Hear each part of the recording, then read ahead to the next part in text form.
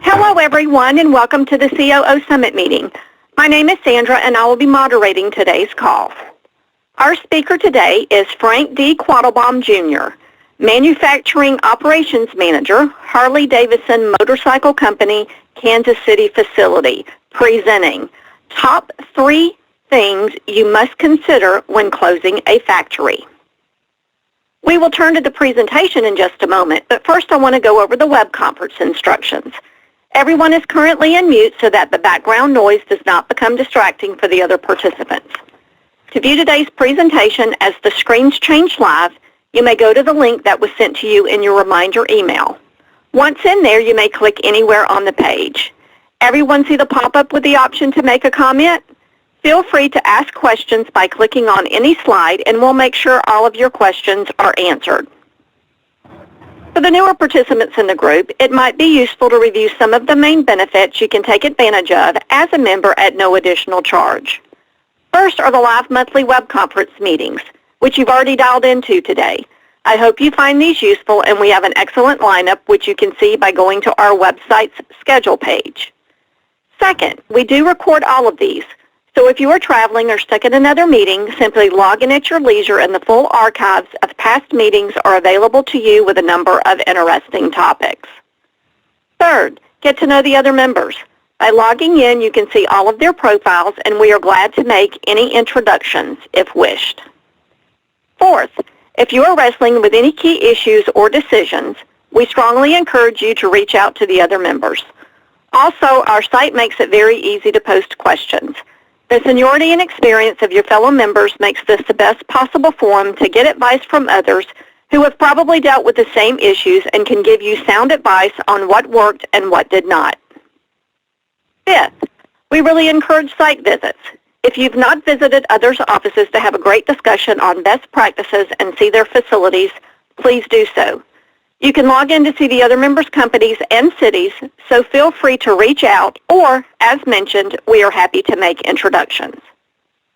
Sixth, we also generate executive summaries of meetings, including the key takeaways and learning nuggets, so that you can reference them and put them right into action. Seventh, our members are very busy, so we started a service where we pick out the top 6 most interesting articles among thousands at hundreds of sites to keep you abreast and ensure you don't miss the key ones. Lastly is our Book of the Month summary that you can either read or listen to as you commute. Each month we will be selecting the most interesting book, then summarizing the ideas so within minutes you can absorb the key takeaways. There are many other benefits, of course, but I just wanted to highlight some and keep a lookout in your inbox for a number of these each month. That takes care of the housekeeping items. If you'll just give me a few moments to now pull up the speaker's presentation and introduce him. Okay, all set. Now, before I turn the call over, I would like to tell you a little bit about our speaker today. Frank D. Quattlebaum, Jr. is the Manufacturing Operations Manager for Harley-Davidson Motorcycle Company at their Kansas City facility. Frank has 20-plus years in manufacturing and 15-plus years leading teams in manufacturing facilities. He was a member of the leadership team closing a Fortune 500 manufacturing facility over an 18-month period. He is a U.S. Army veteran and a father of 3, 2 of which are U.S. Army soldiers. Frank, thank you so much for being with us today. Just say next when you wish the slides to advance, and the floor is all yours. Thank you, Sandra. Thank you for the introduction, and thank you, everyone, for allowing me the opportunity to speak with you. I'm going to go ahead and say next. All right, so I've got 20-plus years not only in hands-on and assembly of goods, but also leading those processes. And over the past 15 months, my plant leadership and myself have been directed to or tasked with closing this Harley-Davidson facility, one of the most iconic brands in America. And we just today completed the last motorcycle to ever be built in this facility. So today was a sad day in that we're seeing people move on, and people that I've known for 15, 17 years, and people that have known each other for more than 20 years. So it's a sad day in that, but it is a good day in the opportunities that are presented ahead of us. And so just wanted to put that out there, since this day is the actual day of the closing of the facility. Next, please. All right, so what I really wanted to talk to you about was the top three things that you should consider if you are going to be in a position to have to close a facility. And just look at where the company has been and where we've come. At the height of production, within this 450,000 square foot facility, we had about $311 million in total assets. We were building 5 motorcycle families, and we were producing that across 3 assembly lines. At 2 powertrains that we were producing for those motorcycle families on a 4th assembly line. And as of today, we've built 1,962,499 total motorcycles. And at our peak, we had 1,500 employees building those motorcycles. The post-closure announcement, or when the announcement was made in January 30th of 2018, we saw a reduction of 2 of those assembly lines, and the powertrain production line went away. We've had millions in assets transferred to our sister facilities. Discontinued assets are to be auctioned off, and the entire facility is up for sale as of now. And as of today, again, we have no production employees. A couple of the good things that I'd like to point out, though, is that even after that announcement, we built 102,320 motorcycles with the best quality within the company, the best safety record within the company, and we've completed the build-out a shift and a half earlier than expected. And those motorcycles will produce $1.3 billion in revenue for the company. So all in all, it was a successful closure and a great opportunity for the people within the facility to really show what they can do even after they'd had this big change in their life. Next, please. I'd like you to take a minute to imagine that you're a perfectly healthy individual, other than an occasional cold or maybe allergies. You've never had an illness or anything like that, and you've walked into your doctor's office, completed your physical, and the doctor sits you down and tells you you have a year to a year and a half left to live.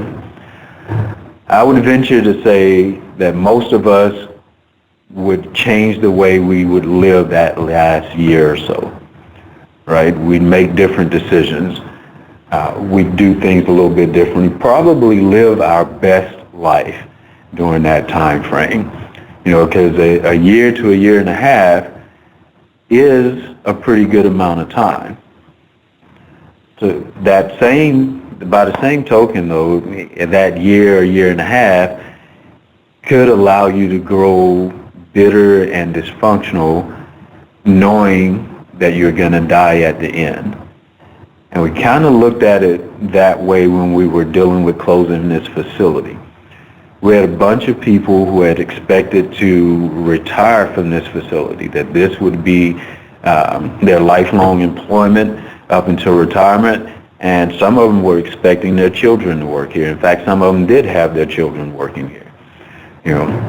So when the announcement came, the opportunity to be extremely bitter and to not look forward to what this could be was there. And we had to sit down as a leadership group and decide how we would handle that, how we would get people to be future focused, how we would get to the end of this 15, 16 months and still have an engaged workforce. And the three things that we came up with that we thought we should be focused on, well, number one was the people. And we looked at valuing your people because they're your biggest asset, right? They're the ones who are going to get the bikes built for us. They were the ones who were going to lose their jobs to another facility and would still be building bikes to ensure that facility was successful once they closed down this factory. So some of the things that we felt like we had to keep in mind, you had to communicate. Communication was the key. One of the toughest communications I'd ever been through was that announcement day. When we walked into the facility, most of us came in here expecting to just go to work, do the job we've been doing for months, weeks, years, and get off at the end of the day and go home to our families. And what we walked into was rows of chairs sitting out in the open alleyways that we'd never seen happen before.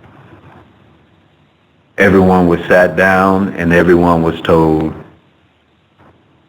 as of June 2019, you would not have a job here any longer.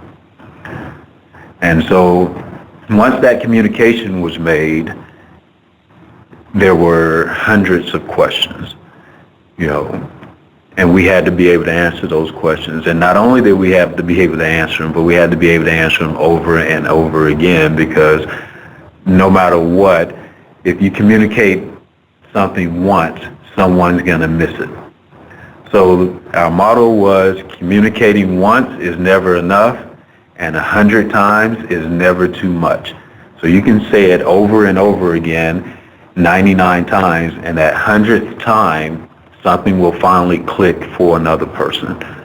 So communication was very important to us. Also, keeping engagement. We have three types of decision-making processes that we use within the facility. Type 1, where the leader of the area, the leader of the department, or the leader of the facility makes a decision without input from anyone, and we go with that decision. Type 2 was getting input from your people, making the decision at those levels, and then going with that decision. Whether that decision was based on the input or based on something different, at least the input was gathered. And type 3 was consensus. We very seldomly use consensus-based decision making because it's tough to get everyone to consent to anything. So we usually focus on a type 2 decision-making process. And when using this decision-making process, we felt like that it allowed the people within the factory to gain some control and feel like they had some control over their lives again. So any decision that we could include the people at whatever level. So if I have a supervisor, or I did have multiple supervisors running multiple lines, if there was a decision to be made affecting that line that I could include the operators in, I would bring them together and have them be involved in that decision-making process. For us, we felt like this gave the operators a feeling of engagement, still being a part of something. Even though we knew there was no future within this facility, we still felt like there was a part, that we had a part to play, whether we were closing it or not. We had the opportunity to make decisions. So using that type 2 decision-making process, we felt was a fundamental step that we had to take that we didn't do consistently prior to the announcement. Another thing that we felt like we had to do was have a little bit of show and tell. I've been with companies, different companies over my 40-something years in the workforce, I've been with multiple companies. And I've heard companies constantly say, people are our biggest asset. People are our strongest differentiator. They've made comments about that consistently, but they've never shown the people within that factory, people within that business, that they really are valued.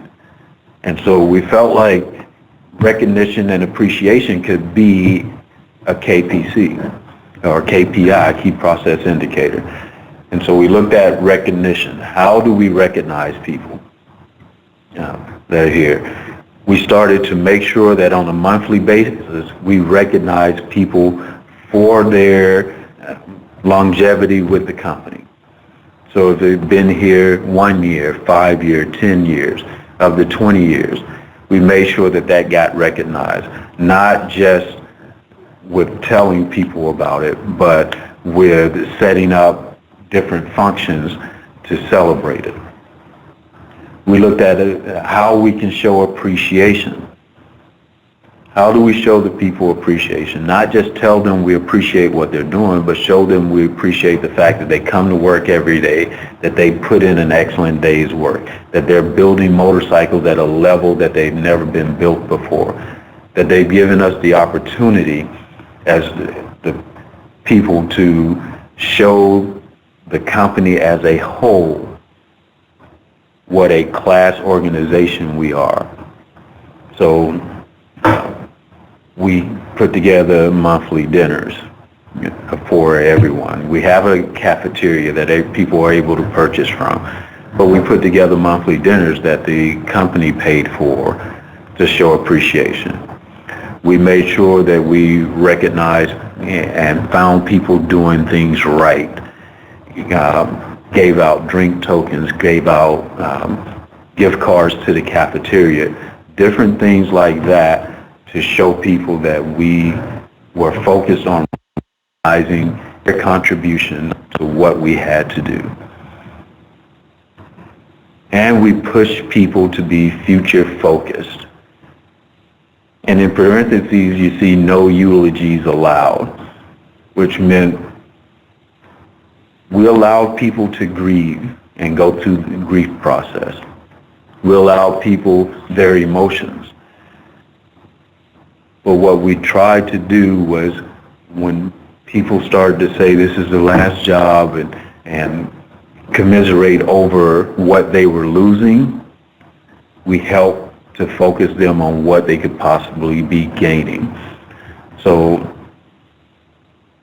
we helped them look forward to, hey, this is coming to an end, but there's a new road out there.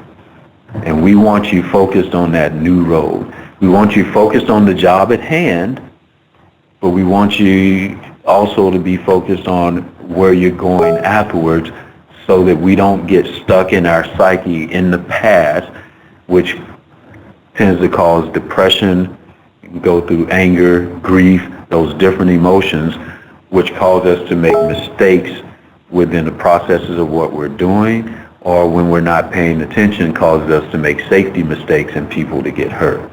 So we really looked at focusing on those things with our people.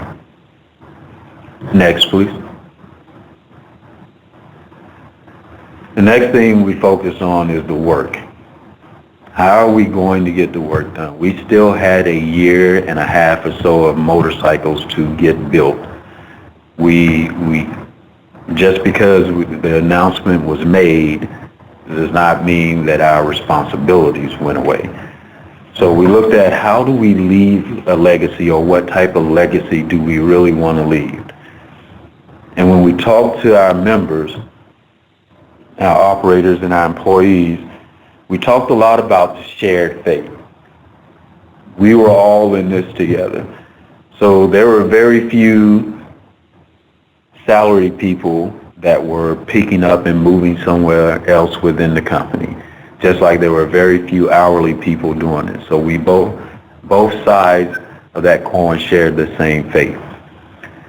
And those that decided to make those transitions we remove those people quickly. And not as a punishment, but once you don't share the same fate, your thought process isn't the same. And once your thought process isn't the same, you tend to make comments that don't sit well with the people who are sharing a fate that they didn't ask for and aren't really looking forward to. So as we had people accept positions with different companies or within the company, we made sure they had the opportunity to go get into those positions quickly rather than sit within the facility and maybe cause angst amongst the other people. We also, on occasion, had to step in and put us against the world mentality within the factory. So I'd like to sit here and tell you that this whole year and a half or so has been just perfect nirvana, but it has not been, right? We definitely had our share of challenges. And when the initial announcement was made, we weren't communicating rapidly enough. We weren't getting information out to people. Nobody knew what their fate was going to be. Nobody knew if they'd have a severance package, if we were just going to close down or anything like that. So we weren't getting that information across quickly enough. And we had people react badly. We had people stop coming to work. We had people do things to stop production early in the process. And I don't advise the us against the world mentality because it has a negative connotation, but as a last resort, it can pull people together if they believe it's just us and we just have each other. So at one point, I did have to actually pull my people into a room and have a come to Jesus meeting, for lack of a better term, right? And my focus in that meeting was, look, our corporate headquarters has made the decision. The decision is not going to change. We are now a sunk cost. With the understanding that the announcement has been made, we are going away, so it is just us. So the things that you do here that impact the facility are only impacting the people who are in the same shape or the same shared fate as you are. You aren't hurting the corporation. We are going to get the motorcycles built. We're going to do the things that we need to do to accomplish that. So we're only hurting ourselves in this fashion. And so that created an us against the world mentality, and it stopped some of the negative things that were happening during the early at early times when we hadn't made communication as top a priority as we should have. The other thing, know what you want said about you when it's over. So we emphasize this a great deal. We emphasize understanding that we have a customer that had nothing to do with the corporation. We have a customer that's going to buy our motorcycles, that's going to ride our motorcycles, that's expecting a particular lifestyle when they purchase a Harley-Davidson motorcycle. It is not just about the bike, it's about the tradition, it's about the icon, it's about the quality that we put out there. So every time you touch a product, was it better when you touched it? And understand that when you put this product out there, this is your signature. This is you, you know. And along with that, we looked at how do you build your brand. We kept in front of people. No one remembers how you arrived, but we all remember how you left. So if you came in a blaze of glory and you did well up until the point where this announcement was made, and then suddenly you became the worst employee that we'd ever had in the facility, when you go to that next job and you have to work with people who worked with you here during this challenging time, are they going to remember the person who did the job, who did it well, who was engaged, who was present, who had a good attitude, or are they going to remember how you left, how you didn't show up for work, how you intentionally made mistakes on the motorcycle, how you intentionally caused issues? You know, are they going to remember those things? Because if that's how you leave, that's the way you're going to be remembered. And we really work to put that in front of people, that because there is no future here, you are building your brand for the future. And if you're building your brand for the future, what do you want your brand to be? When you ask an individual for a reference, when you ask a leader within this facility for a reference, do you want that leader to be able to positively give you a reference when someone calls? Or do you want that leader to make the statement that, well, I can't answer that question, or I can't answer that question, or I can't answer that question, because they don't want to be dishonest, but they know legally they can't really say anything bad about an employee. So they just refuse to answer the question, which answers the question for the next employee, or employer rather. So we were all about helping individuals build their brand before they left. So keeping that shared fate in mind, we're all in the same boat. When we do things to jeopardize production and to jeopardize our mission, we aren't hurting anyone else but ourselves.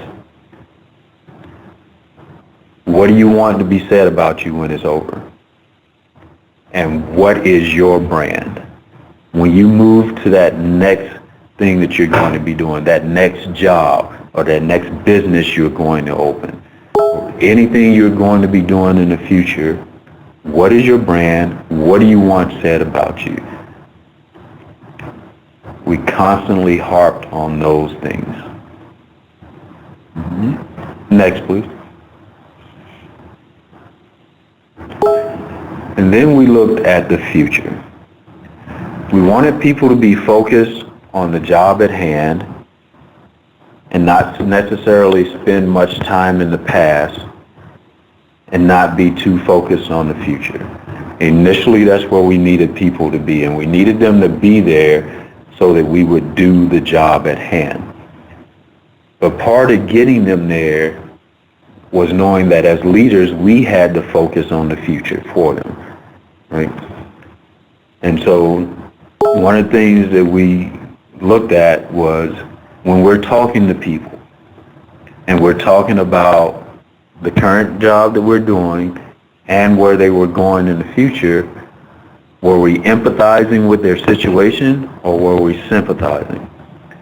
When you empathize with someone, you can stand in their shoes and you can understand where they're coming from, and you can get a good feel for where they're at, right? When you start to sympathize, you feed into the negativity. And that's what we didn't want to do. So we focused on empathy as opposed to sympathy. So we didn't enable bad behavior, or we didn't enable people to continue to be stuck in the past, but help them look towards the future. The other thing we really looked at and really talked about was staying positive.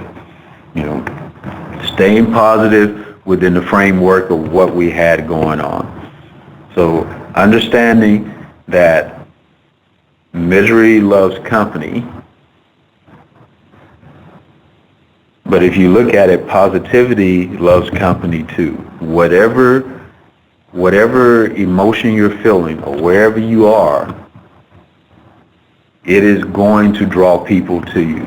It's either going to draw more miserable people to you, or it's going to draw more positive people to you. And so we tried to keep people's psyche focused on being positive and looking towards the future and understanding that there are lots of opportunities out there.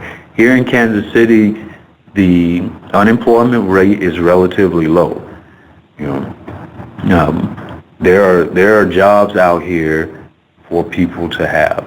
Now, understanding this company paid well, paid its assemblers well, paid its operators well, so it wouldn't always be a one-for-one transfer, right? You might not always make the same money, you know, but understanding that there was something else out there for you. And in keeping with that, we created what was called the Employee Transition Center. And it's through our OD&L department, our Organizational Development and Learning Department, we put together, carved out a space, invited the Employment Commission to come in and set up, and they've been here for almost a year now. And they've helped people write resumes, giving classes on interviews,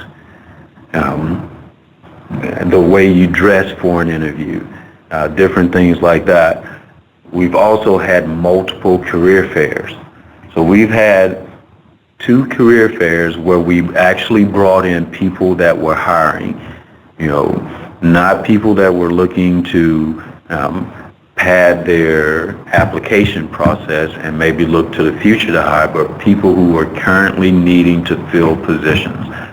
We brought those people in 2 completely different times, and the first time we had well over 200 employees go through.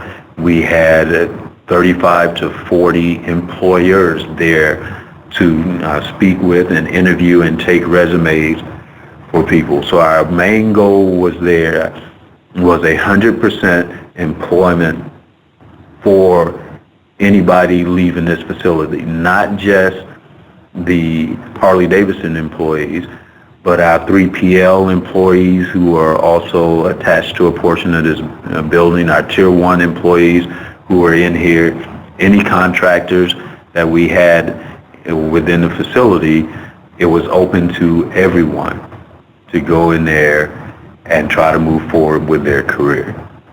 So those multiple career fairs has helped us get employment for about 65% of our employees as of now. So most of the employees who walked out of this building as of today, who were finished as of today, if they weren't employed, majority of them were looking for something else and just hadn't found something that they wanted, or they decided that they were going to take a break for a while and enjoy some time off before they moved on to their next venture. You know? So we were really proud of those 2 things, that Employee Transition Center and the career fairs that we were able to keep on. So through this whole thing, we developed the mentality that our business is people, whether they were fabricating frames, fuel tanks, and fenders for a motorcycle, or painting the same things, or completely assembling the motorcycle, whether they were picking up parts on forklifts and bringing them to the line, whether they were checking quality. No matter what they were doing, they had a function. But from the time that this announcement was made, we decided that people were our business, and we focused on that business. Then we looked at in making sure that we included people. Like I said before, if we can include people in the decision-making process, we did. We definitely did. One of the things that we also did and this goes back to our people, one of the things that we also did that we felt was very good was we had people work up. So if there was an opportunity for a supervisor to work in my position as a manager, I took that opportunity to step back and allow that person to step in and make decisions and mentor them at my level. We did so at director level. We did so at plant leadership level. So We allowed people to work up and try to grow and flourish and see what they could do if they were given more responsibility or if they were challenged a little bit more. Next, please. So to summarize what I've gone over the last half hour or so, is there were 3 areas of concentration for us, right? We started with the people. You know, they are what you have, and they will make the closure a success or massive failure if you're going through a process like we did. Not everyone's going to go through an 18-month process or a 15-month process. Some closures are immediate. But if you go through a process this long, like I said, it's a long time to go through this process, which means people can feel a little bit more comfortable that they have a job for that period of time, but they can also have the time to become even more bitter and more disenchanted with the fact that they have no future where they thought they'd have one. The work still had to be done. We still had to get motorcycles to our customers. We still had to be a viable entity for the corporation in order to stay open that long and give people the opportunity to find other things to do throughout that time frame. And so the work still had to be done, and we wanted to leave a strong legacy. So we made sure everyone understood, if you want to leave a strong legacy, these are some of the things that you have to do. You have to build your brand. You have to be focused on, is that product better after I touched it? You have to know what you want said about you once this is over with. You know, and you have to be willing to say, I know this is a tough, challenging situation, but I'm going to do the best that I can in this situation, and when I leave here, I hopefully leave it better than when I came. And the last thing, you want to look at the future. You have to help them see it, because if you allow them to focus only on the future themselves, you won't get the current mission accomplished. It will make it a lot tougher to get it accomplished. The other thing is help them face the future. We as human creatures like our comfort zones. We're not big on change. And when the future is unknown and when there's big change happening in the future, it scares us. Our lizard brain goes into effect and we get ready to protect ourselves. So once that happens, all normal decision-making functionings become on hold and you make really bad decisions. So helping your teams or your people face the future and helping them see a future will gain you great, I want to say, loyalty, and it is to some extent. The people knowing they had a future and that we were helping them gain a different future were extremely loyal to making sure that the work got done.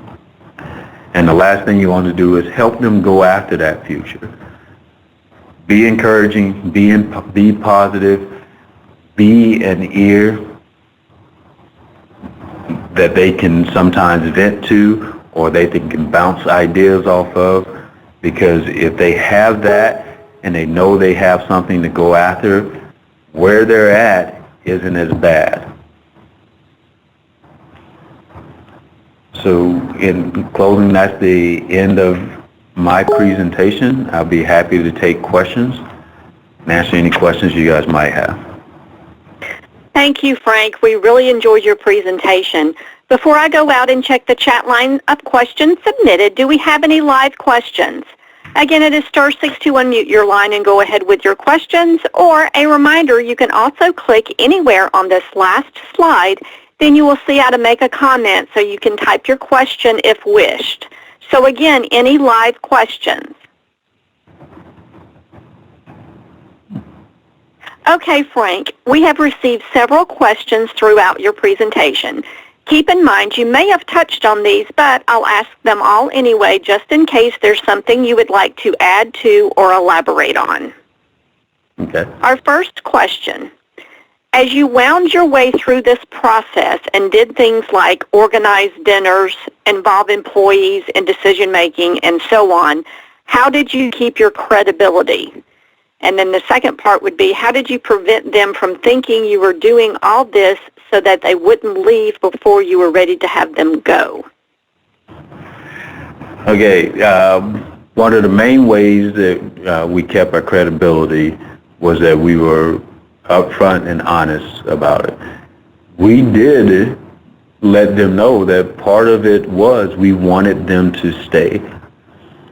They were our best opportunity for success, and we wanted people to stay as long as they wanted to stay until the end time. So we didn't deny that that was part of the process. But what we did make sure that people understood was that we are in the same shared fate, and we know what you're going through. We're going through some of the same things. We want to be successful just like you want to be successful, and we very much want you to be successful at the end of this. Having people understand that was a huge step. The biggest thing to keeping credibility is to being as honest as you can possibly be. And if there are questions that you can't answer for whatever reason, then say that. You know, if you know and you can't answer, you can be, most people will accept that, hey, I can't answer that right now. I can't give you that answer. Or if you don't know something, say that. I don't know, but this is what I will do to find out. Those things help you keep your credibility. Trying to sugarcoat things and BS people who are in this situation will lose your credibility quickly. Okay, thank you. Our next question, I may have missed this, but did the plant leadership leave the company when the plant closed as well? If not, how did you handle that when you were dealing with people who were having the rug pulled out from under them? Okay. So yes and no. Some members of the plant leadership did leave the company. The plant manager left the company during this process, and the director of operations was promoted to the plant manager. So we had that level leave. We had supervisors leave. We had operators leave. So we've had people leave at every level. And so the people that remained, we didn't hire, we hired with the expectation that we would have people leave. So we hired contract supervisors. While we still had our primary supervisors in place, we trained them, and as people found new jobs or decided they wanted to leave, it was seamless moving those guys into those positions because they were already there and they were already trained. So yes, you're going to have people leave during that process. And we expected that, so we brought in people to cover those areas as we had people leave and made it seamless. Okay, thank you. I think I answered most of that question. If I didn't, please let me know. I'll be happy to elaborate. Okay, thank you. Now our next question, did you have any sort of grief counseling offered or an HR staff really trained to deal with the amount of grief and loss some employees may have had amidst the still coming to work each day? Again, yes and no. Yes to the first part. We offered grief counseling through our employee assistance program. We had people on site until we realized that most people weren't making very good use of it. They weren't going to see them. They weren't talking to them, not very often, not after the initial wave. And the no part is our our HR workforce was not prepared for this at all. And considering they were going through the same boat, they were going to be without jobs themselves, it was very difficult to ask them to be prepared for this, right? But we did have those guys come in. I think the biggest thing that helped us was creating the Employee Transition Center and then advertising that our goal was 100% employment for anyone who wanted it when they left this building. That was our goal. And we announced that. We opened up that center. We brought in the job fairs so people understood we were seriously trying to help them find employment after they left Harley-Davidson. So I think that in this instance, I can't say that that would be the case in every instance. I think in this instance, it helped our people get through their grief process quicker. Okay, thank you. Now our next question, did you get pushback on any of this? We got pushback on all of it. And to be honest, we got pushback up until today when we built our last motorcycle. You're always going to have those. There's always going to be the 10 to 20% of your people that can't move forward or won't move forward and are determined to make things as difficult as they possibly can. The thing that I would say there is be consistent in how you handle those situations. If someone gets out of hand and you handle it in a manner of discipline or suspension, or be very consistent in that, because once you're inconsistent, it blows up on you. So we did have pushback, and we had constant pushback. We are a union shop, and we have two unions in this, or we had two unions within this facility. So you're definitely going to get pushback from the union. And so some of the things that we did, we made known prior to doing, right? We felt like if we were going to get in a situation where all of our people, all of our operators who built motorcycles decided they weren't going to come in, then we still had to build motorcycles. So we taught salaried people to build motorcycles. And we got pushback from the union, but we asked them to understand that if you guys decide to do this, it's not going to keep the company from closing this facility, and we still have to make motorcycles. So the best way to not have this happen is to have people at work doing the job that we need them to do. So I can't sit here and say everything was all roses and rainbows and everything was great. It was definitely challenging. We definitely had our challenges, but we also had an understanding that the job needed to get done, and we were going to do what was needed to get the job done. Okay, thank you. Now our next question, is there anything you would do differently if you ever have to go through this again? Yes, definitely communicate more up front. We waited too long to communicate some of the things that needed to happen. Like when we first made the communication to our people here, we made the communication first thing in the morning, and then sent them home and said, go home, think about it, but be back here tomorrow ready to work. I don't believe that was the best way to handle that. So I would try to do that in a different manner. I think if we'd not rushed to do this, we could have thought it out a lot better. If our leadership hadn't rushed to make this announcement, we could have thought it out a lot better as to how we would handle the announcement and how we would handle the reactions, to it. And I would communicate right from the very beginning. Okay, thank you. Now our last question, which is a two-part question. Where did the wisdom that drove this plan come from? Did you have leaders who had been through this before, or had the company's management style been empathetic all along? No and no. So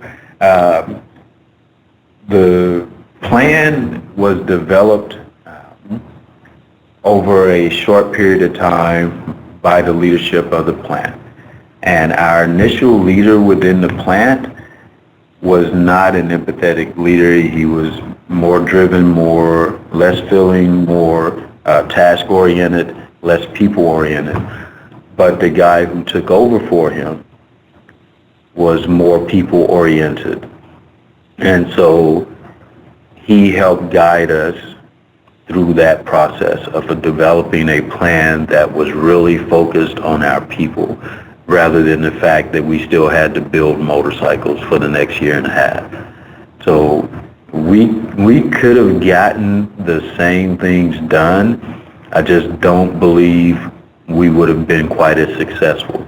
Because something I left out is we gave back $1 million a month to the company in savings because they expected it to take a lot more money to close this facility than it did. So for 6 months, we gave back $1 million a month to the company. And then the last month, this past month, we dropped. We gave about $750,000 back. And that's with us doing everything we needed to do to build motorcycles, put the building up for sale, tear down equipment, fill in assembly lines, buy food every month for hundreds of people, different things like that. We were still able to give back that amount of money. So we would not have been that successful with the initial leader in place, I don't believe, because he was too focused on the task.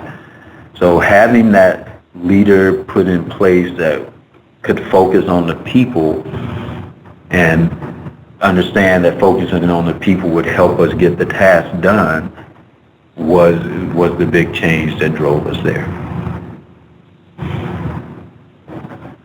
All right, Frank, I think we have covered everyone's questions. Do you have any final thoughts or words of wisdom you would like to share before we end our summit today?